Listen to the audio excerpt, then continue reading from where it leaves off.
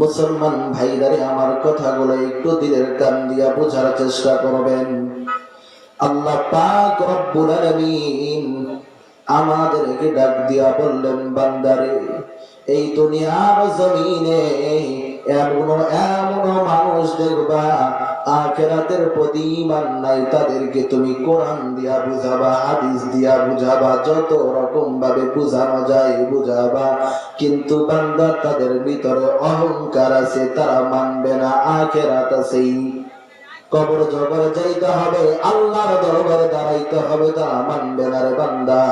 তাদেরকে যত রকম ভাবে বুঝানো দরকার বুঝাইবা, তারা মানবে না, তারা মানবে না। নিজেকে নিয়ে গর্ব করবে, অহংকার করবে, আমারই তো শক্তি আছে। যেমন অহংকার করেছিল নমরুদ, বলেছিল আমি আল্লাহকে হত্যা করব। যেমন অহংকার করেছিল ফিরআউন, নিজেকে বলছিল আমি আল্লাহ, আমি নিজে আল্লাহ, নিজেকে আল্লাহ দাবি করছিল। নাউযুবিল্লাহ।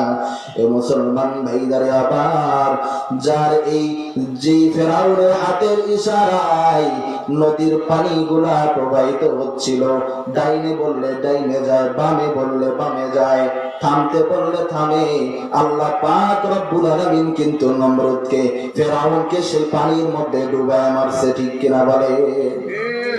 এ মুসলমান ভাইরা আমার, এই দুনিয়ার জমিনে একটু সাইড সইরে তাকায় দেখবেন কত মানুষের দিলের ভিতরে অহংকার। ও মনি, ও পবনডাঙ্গা যুবক, কত কিসের অহংকার দেখাও রে যুবক ভাইরা আমার, কিসের বাহাদুরি দেখাও। এই দুনিয়ার জমিনে আসছো একা, যাইবা একা। ওই কবরের কিন্তু জানালা নাই, কোনো দরজা নাই, কোনো আলো নেই, কোনো বাতাস নাই। এ মুসলমান ভাইরা আমার, আমি দুনিয়ার যেই প্রান্তে যাই না কেন, যেখানে যাই না কেন, একটা মেসেজ আমি মুসলমানদেরকে দিও বলি, দুনিয়ার জমিনে আইছো বান্দা, একদিন বিদায় নিয়ে চলে যাইবা। ওই আল্লাহর দরবারে যাওয়ার জন্য কি মানুষে মারা গোছাইছো? একটু যদি দিলকে প্রশ্ন করা যায়, হে দিল, ওই কবর বাড়িতে যাইতে হবে, কবর বাড়িতে যাওয়ার জন্য কি মানুষে মারা গোছাইছো?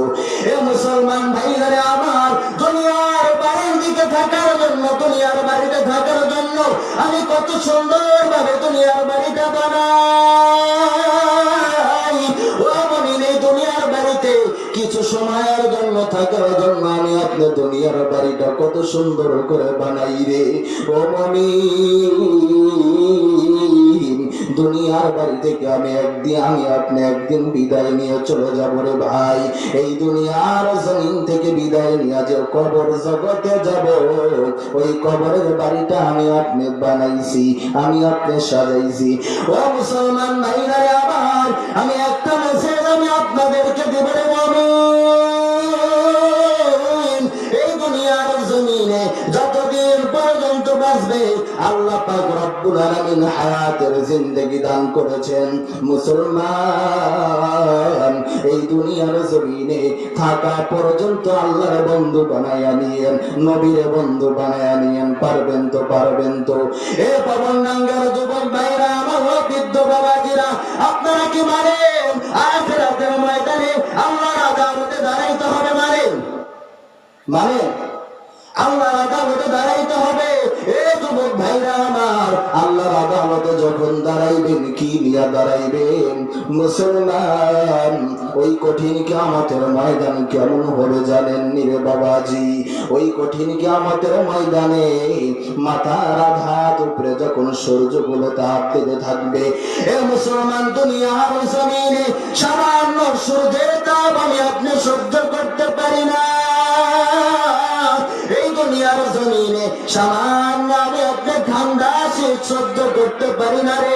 ওই আখিরাতের ময়দানে যখন মাথার আঘাত উপরে যখন সূর্যগুলো তাপ দিতে থাকবে রে মুমিন, আমি আপনি কিভাবে সহ্য করব? জমিন গুলো তামা হয়ে যাবে, পুড়ে যাবে। ও মুসলমান, ভাইজান রে আমার, আমি আপনাদের সামনে বয়ান করার জন্য বসি নাই রে যুবক, আমি আপনাদের দিলের মধ্যে একটু ধাক্কা দেওয়ার জন্য বসেছি। দুনিয়ার জমিনে এসেছেন কি জিন্দেগিতে কি কামাই করতে পেরেছেন, ওই আখিরাতের ময়দানে আল্লাহর দরবারে কি দিয়া দাঁড়াইবেন? মুসলমান, একবারের জন্য চিন্তা আমার আপনার দিলের মধ্যে ঢোকে না রে মুসলমান। মুসলমান ভাইরা রে আমার, কোরআনের মাহফিল তো বাংলার জমিনে কম হয় না রে। প্রত্যেক জুমায় ইমাম সাহেবরা বয়ান করে, আমি আপনি শুনি, কিন্তু এই কান দিয়া ঢোকাই, বাম কান দিয়া বাহির করে, ঠিক কিনা?